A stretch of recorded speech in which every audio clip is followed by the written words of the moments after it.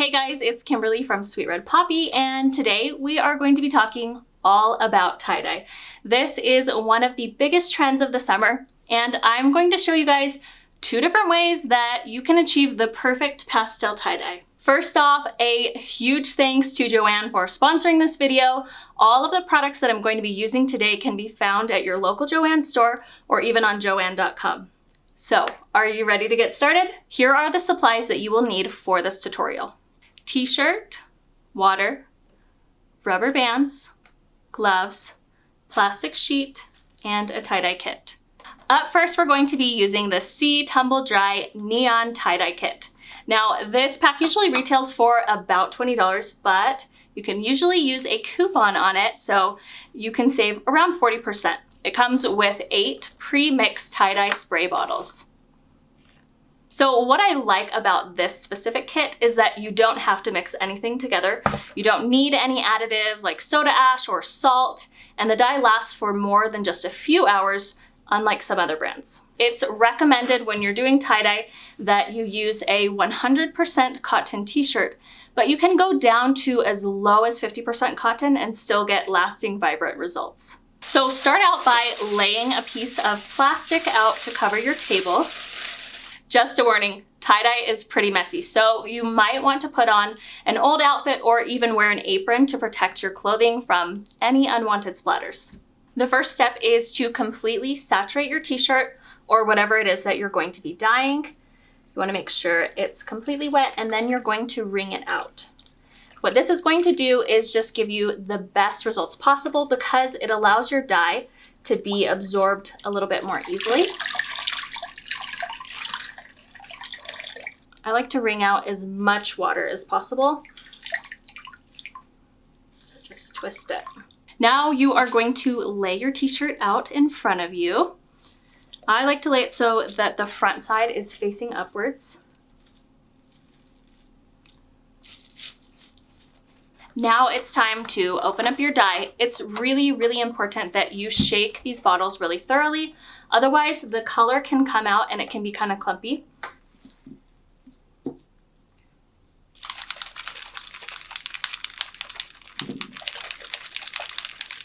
I'm going to go ahead and put some gloves on just because this will stain your skin.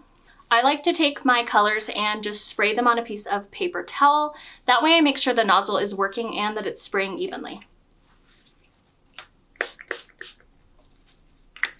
And I will usually test out every single color just to make sure it's good.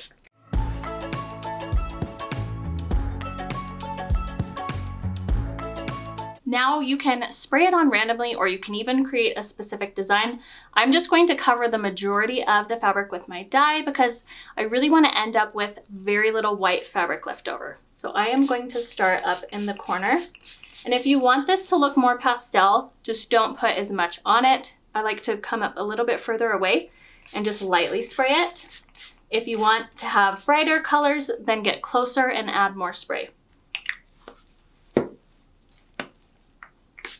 And then when I start adding in the next color, I slightly overlap.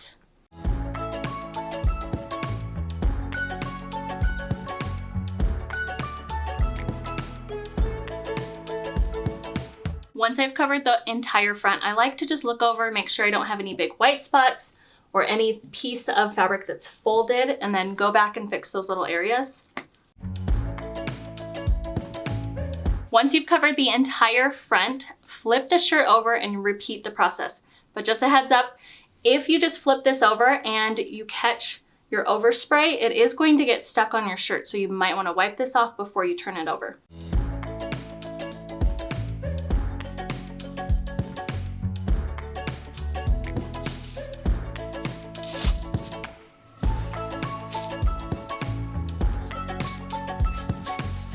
Go ahead and repeat the exact same process on the back of your shirt.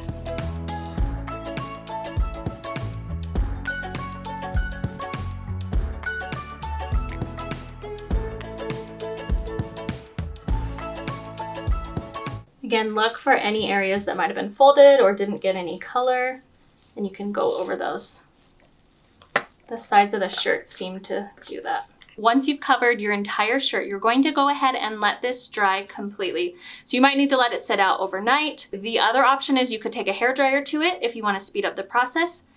After that, place it in the dryer for about 20 minutes to dry. This is going to set your dye. You can also set the dye by using an iron over the dye, but some sort of process, you need to apply heat to this to set it in place. So I dyed a few shirts this morning, that way you wouldn't have to wait to see the results. And I'm really loving how this shirt turned out. What do you guys think? Next up, we have more of a traditional tie-dye kit. Go ahead and set up your workstation with a layer of plastic covering it.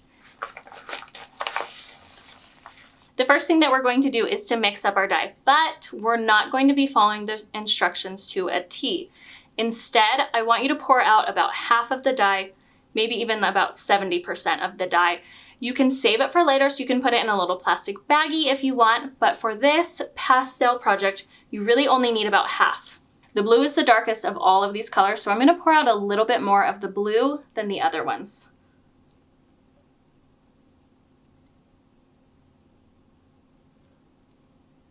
Fill your dye bottle all the way to the top with water and then shake it until all of the powder has dissolved.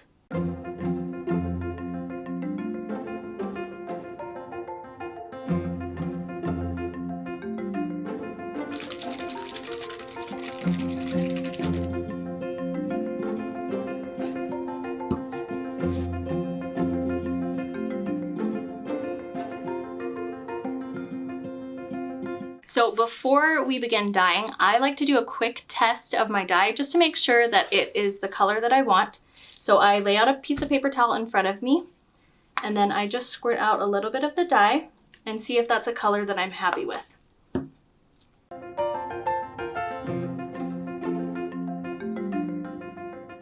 So I feel like the blue is really bright. I am going to half this and then add water back in just to make it a little bit more diluted. Saturate your shirt or whatever item you're planning on dyeing in water.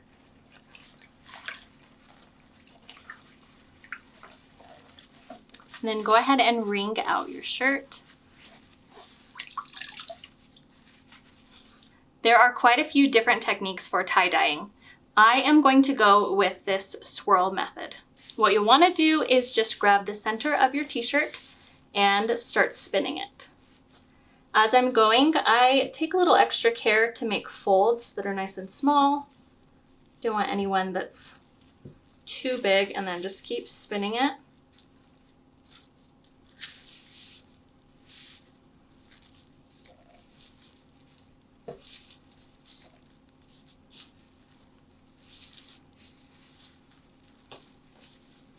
You want to get it nice and tight. And then I'm going to use my rubber bands to separate it into even sections.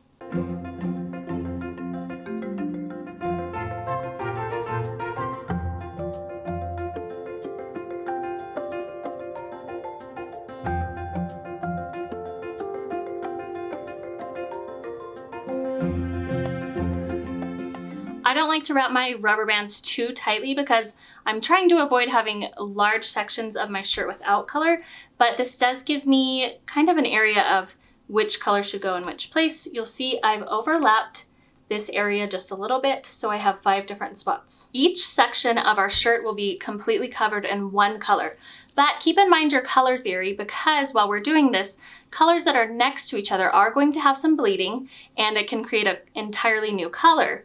If, for instance, you don't love purple, you probably shouldn't put red and blue right next to each other. I am going to put a cooling rack underneath my t-shirt, that way my dye doesn't puddle together. Go ahead and saturate your section with color. You can open up your folds just to make sure that you're really getting into each fold with the color. And you should be using about half of your bottle on the front side.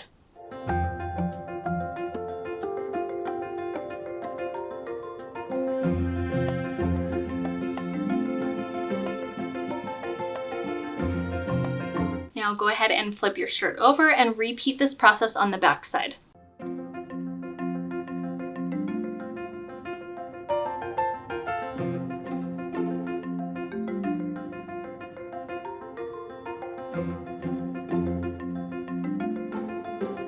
At this point, you can wrap up your shirt in saran wrap and let it sit for about 30 to 60 minutes. The directions are going to tell you to let it sit overnight, but since I want a lighter pastel look, it doesn't really need as much time sitting. You can actually, if you want it to be even lighter, you can go ahead and wash it right now. I am going to remove these rubber bands just so I can see what my color is looking like.